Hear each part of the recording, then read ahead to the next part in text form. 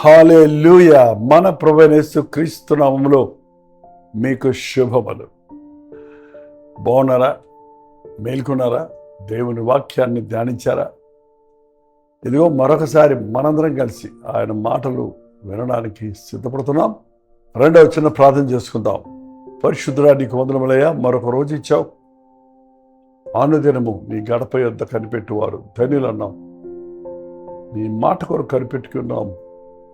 మాట్లాడమని క్రీస్తు నామములో అడుగుచున్నాను తండ్రి, ఆమేన్. దేవుని వాక్యంలోకి వెళ్దామండి. పేతురు రాసిన మొదటి పత్రిక 5వ అధ్యాయము. పేతురు రాసిన మొదటి పత్రిక 5వ అధ్యాయం 6వ వచనం చదువుతున్నాం వినండి. దేవుడు తగిన సమయమందు మిమ్మును హెచ్చించున్నట్లు ఆయన బలిష్టమైన చేతి కింద దీన మనస్కులై ఉండుడి. దేవుడు మిమ్మును హెచ్చించినట్లు. ఎంతమందికి దేవుని చేత హెచ్చించబడాలని ఆశ ఉంది? దీవించబడాలని ఆశ ఉంది? దేవుని చేత గొప్ప స్థాయికి ఎదగాలని ఆశ ఉంది? అసలు ఎంతమంది మన శక్తితో కాదు, మన సామర్థ్యం కాదు, మన యుక్తి కాదు, మన ఆలోచనలు కావు, మన ప్లాన్స్ అన్నీ పనికిరావండి. దేవుని చిత్తంలో ఆయన బలంతో నేను ఆశీర్వదించబడతాను అని నమ్ముతున్నారా?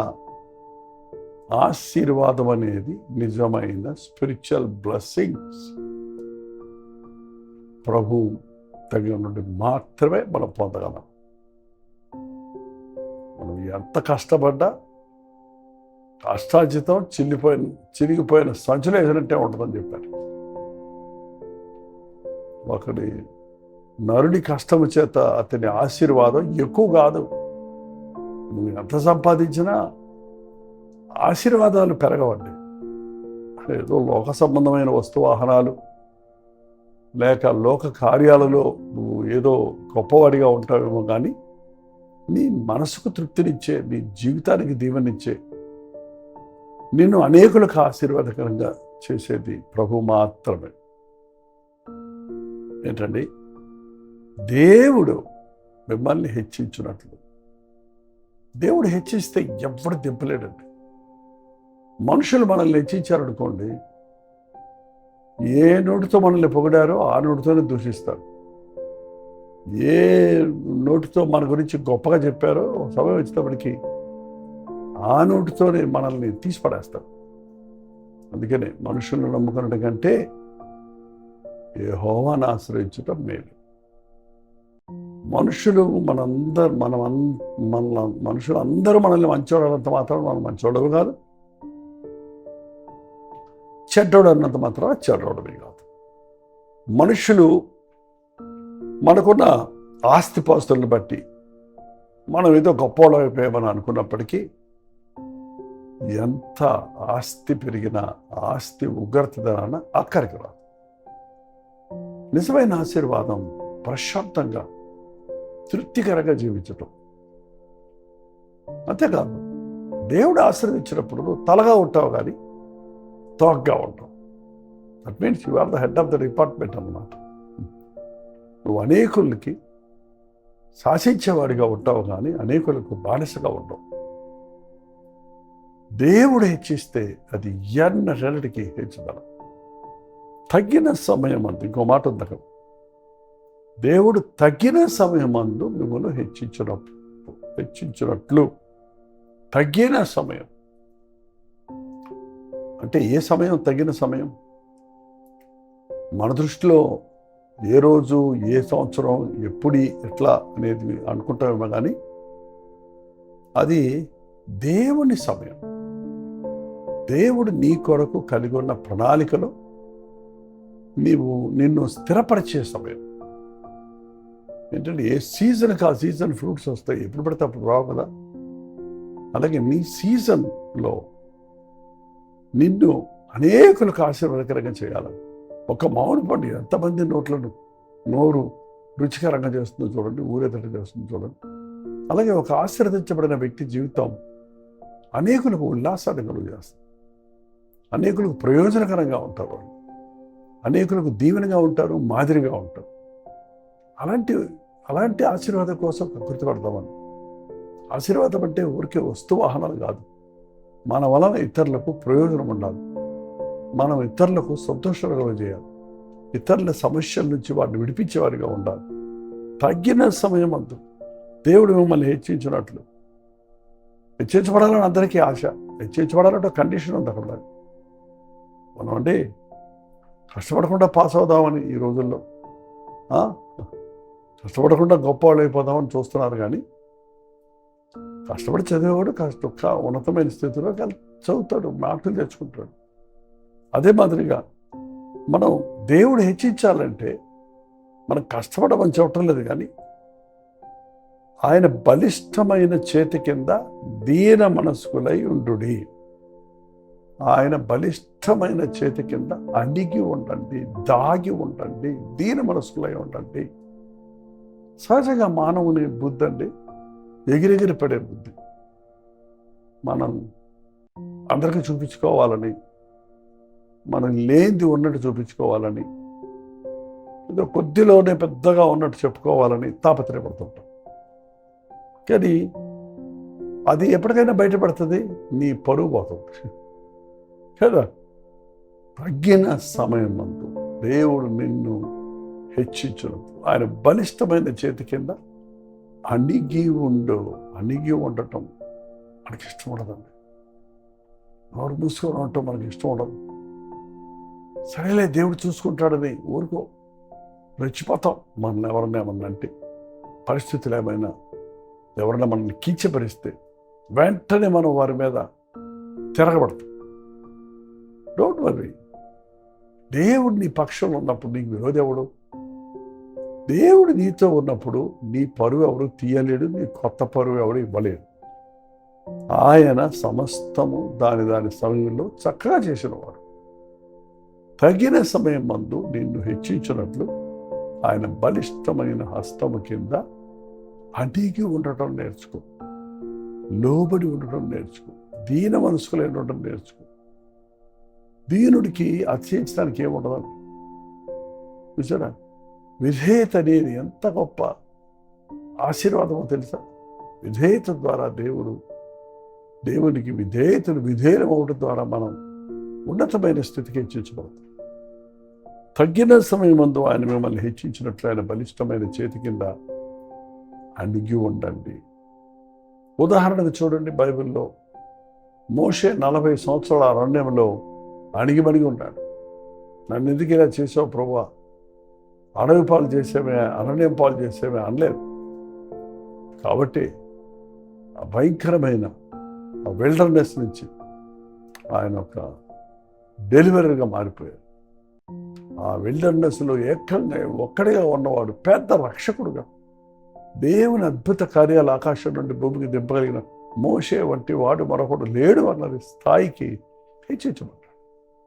దావీదును చూడండి, అభిషేకించిన తర్వాత ఇంచుమించు 13 సంవత్సరాలు ప్రాణం గుప్పిట్లో పెట్టుకునే ఉన్నాడు. అటు ఇటు పరిగెడుతున్నాడు, దిక్కు తిరణం లేనివాడిగా ఉన్నాడు. కానీ ఎప్పుడూ దేవుని మీద తిరగడం అణిగున్నాడు, దాగున్నాడు.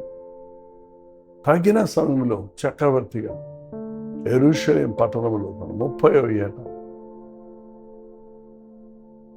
రాజ్యాభిషేకం చేయబడ్డాడు. యోసేపు చూడాలి, అణిగి ఉన్నాడు పోతిఫర్ ఇంట్లో. నేను చాలా గొప్ప కుటుంబంలో పుట్టినోడిని, నా తండ్రికి నేను చాలా ప్రియమైన బిడ్డని అని గారాబం చేయలే. తగ్గించుకున్నాడు, బానిసగా పనిచేశాడు. ఏమి ఆశ్రయిస్తలేదే దేవుడు అని బాధపడలేదు. కానీ తగిన సమయం అంత ఏకదం ఒక్కసారిగా దేవుడు యోసేపును బయటికి రప్పించడానికి ఐగుప్తు మీద అంతటా 2వ అధికారిగా నియమించడానికి దేవుడు ఏర్పాటు చేశాడు. ఊహించేవాడు ఇప్పుడు యోసేపు, ఊహించేవాడు దావీదు, ఊహించేవాడు మోషే. నన్ను దేవుడు మెచ్చుకునే మిక్కిలి సాత్వికుడిగా ఉంటారని. కానీ వారు తగ్గించుకున్నారు. మీరు తగ్గించుకోవడం నేర్చుకోండి. తగ్గించుకోవటం అంటే ఊరికే డిస్కరేజింగ్గా ఒకలా ఉండమని కాదు. మీరు తగ్గించుకోవటం అంటే పెద్దానికి మీరు పెత్తనం చేయకండి. మీది కాని విషయాల్లో మీరు తలపెట్టకండి. మీకు అంతా తెలిసినట్టు తెలుసున్నా కూడా అది బయట పెట్టుకోవడానికి ప్రయత్నించకండి. ఆయా సందర్భాలలో మీకు పెచ్చిపోయేవాళ్ళు, రెచ్చిపోయేవాళ్ళు మీ చుట్టూ ఉంటే వాళ్ళతో పోటీ పడకండి, వాళ్ళతో ఆర్గ్యుమెంట్ పెట్టుకోకండి. వారే మంచివారని అనుకోనివ్వండి. ఇప్పుడు ఏం పోయింది? వారే గొప్పవారు, వారే భక్తులు. ఆ విధంగా మీరు తగ్గించుకుంటే హెచ్చించడం రాపడదు. నువ్వే హెచ్చించుకుంటే తను తాను హెచ్చించుకున్న వాడు తగ్గించబడతాడు. తాను తగ్గించుకున్న వాడు హెచ్చించబడతాడు. ఊరికే హెచ్చించుకున్న అపవాది పాతాళంలో తోసివేయబడిందండి. హెచ్చించుకున్న వాళ్ళకి ఎంతోమందిని చూస్తున్నాం. హేరోదు హెచ్చించుకొని ఉపన్యాసం చేశాడంట, పురుగులు పడి చచ్చిపోయాడు. దేవుడు హెచ్చించిన వాడు ధన్యుడని. ఈ రోజున నేను ఆయన హెచ్చవలసి ఉన్నది, నేను తగ్గవలసి ఉంది. బాప్తిస్మం ఇచ్చే యోహాను మాటలు ఎంత చక్కగానే చూడండి. నా వెనుక వచ్చేవాడు నాకంటే గొప్పవాడు. ఆయన హెచ్చించబడాలి, నేను తగ్గించబడాలి అని ఎప్పుడూ సమస్తమైన ఘనతను దేవునికి ఇచ్చాడు. బైబిల్లో చెప్పబడుతుంది, మీ ఎదుటిన్న వ్యక్తిని మీకంటే యోగుడిగా ఎంచుకోవటం. అప్పుడు మనకి జగడాలు ఉండవండి, అసూయలు ఉండవు, ద్వేషాలు ఉండవు, ఆర్గ్యుమెంట్స్ ఉండవు. ఈ రోజు నుంచి తగ్గించుకుందాం. మన ప్రభు పరలోకమును వదిలిపెట్టి మనుష్య కుమారుడుగా దాసుని స్వరూపం ధరించి రక్తమాంసాల్లో పాలిభాగస్తుంది మన కొరకు తాను తగ్గించుకున్నాడు. అందుకే ఆయన నామం అన్ని నామముల కంటే పైన ఆకాశం మీద కానీ, భూమి మీద కానీ, భూమి కింద కానీ ప్రతి మోకాలు ఆయన నామంలో వంగాలని, ప్రతి నాలుక ఆయనే ప్రభువే ఒప్పుకోవాలని దేవుడు హెచ్చించాడు. ఎస్, ఏం పర్వాలా, నెవర్ టూ లేట్. ఆయనకు తెలుసు నిన్ను ఎప్పుడు హెచ్చించాలో, నువ్వు ఆశించిన ఉన్నతమైన స్థానానికి నిన్ను ఎప్పుడు హెచ్చించాలో ఆయనకి బాగా తెలుసు. నమ్మకంగా ఉండు, దీనంగా ఉండు, విశ్వాసంగా ఉండు, తగ్గించుకో, దీవిస్తాడు ప్రభు. ప్రార్థన. పరిశుద్ధుడా నీకు వందనములయ్యా. మా జీవితాల్లో నాయన అపవాది వల్ల హెచ్చించుకొని నీకు దూరం అయిపోయేవా కాక దేవుడు అహంకారాలను ఎదిరిస్తున్నాడని, అసహించుకుంటున్నాడని బైబిల్లో చూస్తున్నాడని, నీ దృష్టిలో అసహ్యులుగా నీకు వ్యతిరేకంగా ఉండి మేము ఏం సాధించగలమయ్యా? దీనిలను కనికరిస్తున్నాం, నీలో రక్షణతో అలంకరిస్తున్నాం ప్రభా. ఈ అంచె దినాల్లో డాంబికులు ఎక్కువగా ఉన్న దినాల్లో సమస్తమైన ఘనత మహిమ దేవునికి ఇచ్చినట్లు మా మాటలు, మా క్రియలు, మా ప్రవర్తన వ్యత్యాసంగా ఉండడానికి సహాయం చేయండి. ఎవరెవరు ఎక్కడెక్కడి నుంచి మాటలు వింటున్నారు వారందరి హృదయాల్లో తగ్గింపు దయచేయండి. ఈ సమయంలో మాతో మాట్లాడు. అన్ని విధాలు మమ్మల్ని నడిపించావు కనుక మరి ఒంటరిగా వెళ్ళి ప్రార్థించి నీ మాటలు విన్నట్లుగా నీ బిడ్డలందరినీ ప్రేరేపించడం క్రీస్తు నామములో అడుగుచున్నాం తండ్రి. ఆమేన్. తండ్రి అయిన దేవుని యొక్క ప్రేమయు, కుమారుడైన క్రీస్తు యొక్క కృపయు, ఆదరణకర్త అయిన పరిశుద్ధాత్మ యొక్క సహవాసం కూడి వచ్చిన మనందరికీ ఇప్పుడు సదాకాలం తోడైండును గాక. ఆమేన్. దేవుని స్తోత్రం. మీ ప్రార్థనా సంతుల భారాలు 954041 నెంబర్కి మీరు ఇతర దేశంలో ఉంటే 91001008 నెంబర్కి టెక్స్ట్ లేక వాయిస్ మెసేజ్ ద్వారా వాట్సాప్ పెట్టండి. అవన్నీ మేము పరిశీలిస్తున్నాం, ప్రార్థిస్తున్నాం. మీరు ప్రార్థించండి. Doctor Jaipal YouTube channel subscribe చేసుకోండి, లైక్ చేయటం, షేర్ చేయటం మర్చిపోకండి. మీ కామెంట్స్ ద్వారా మీ అభిప్రాయాలు తెలియచేయండి. మరి ఎక్కడి నుంచి చూస్తున్నారో మీ పేరు ఊరు కూడా టైప్ చేస్తే ఎంత మటుకు మేము రీచ్ అవుతున్నామని, మరింత భారంగా ఈ మినిస్ట్రీని కంటిన్యూ చేయడానికి దేవుడు సహకరించిన వారు ఉంటారు. తెలుగు, తమిళ, హిందీ, మలయాళం, బెంగాలీ, ఒరియా భాషల్లో ప్రసారమవుతున్న కల్వరి దర్శనం అనే టీవీ కార్యక్రమాలు కొనసాగించినట్లుగా ప్రభువును ప్రేరేపిస్తే మీ విరాళాలను కానుకలు పొగడు ద్వారా పరిచయం మీరు పాలిభాగస్తులవచ్చు. ఈ విషయం మీకు వివరాలు కావాలంటే 8939393939 అనే నెంబర్కి కాల్ చేయొచ్చు, లేదా క్యూఆర్ కోడ్ స్కాన్ చేసుకోవచ్చు. www.jaypaul.org అనే వెబ్సైట్ను దర్శించండి. సాఫ్ట్ కాపీ మ్యాగజైన్ అవైలబుల్గా ఉంది. బుక్స్ కొన్ని ఉన్నాయి, సాంగ్స్ ఉన్నాయి. డౌన్లోడ్ చేసుకోవచ్చు. అలాగే మీకు any information if you need వెబ్సైట్ను దర్శించండి. అలాగే డాక్టర్ దీపాల్ యాప్లో మన టీవీ ప్రోగ్రాంలు కూడా మీరు చూసుకోవడానికి అనుకూలంగా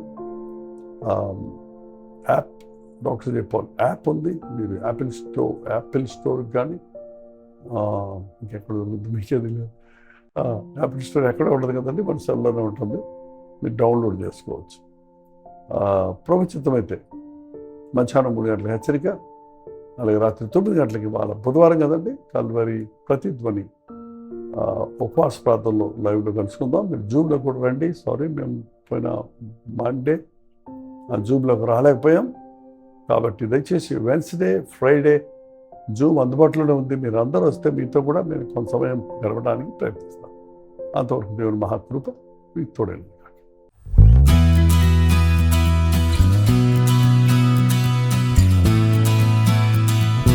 హల్లెలూయా. ఢిల్లీ పరిసర ప్రాంతాల్లో ఉన్న వారికి శుభవార్త.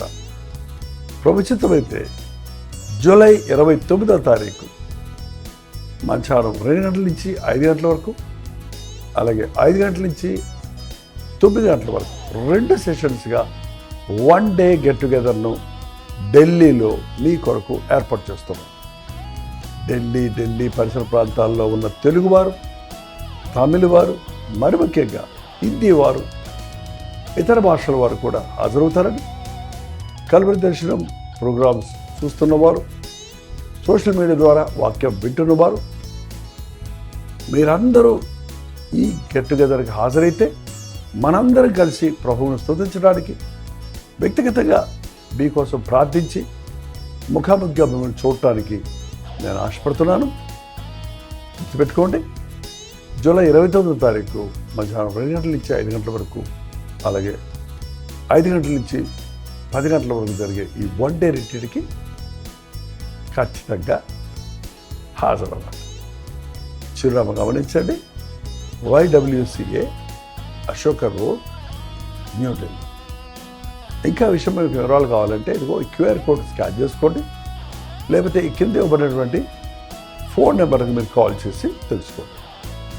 రండి, మనందరం కలిసి మన ప్రభువునందు ఆనందిద్దాం, ఆధ్యాత్మికంగా బలపడదాం.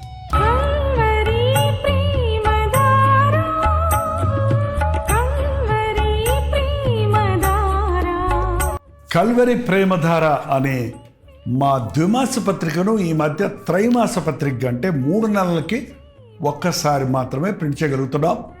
మరి గత 40 సంవత్సరాల పైబడి కొనసాగుతున్న ఈ పత్రికను ఆపు చేయటం ఇష్టం లేక దీన్ని త్రైమాస పత్రికగా మార్చున్నాం. మీరు కల్వరి ప్రేమధార పత్రికను చదువుతున్నారా? ఒక ఉచిత పత్రిక కావాలంటే ఇవ్వాలే మీ పేరు, చిరునామా, అడ్రస్తో పాటు ఇంటి నెంబర్తో పాటు క్లియర్గా పంపించండి. తప్పకుండా ఒక ఉచిత పత్రికను మీకు పంపిస్తాం.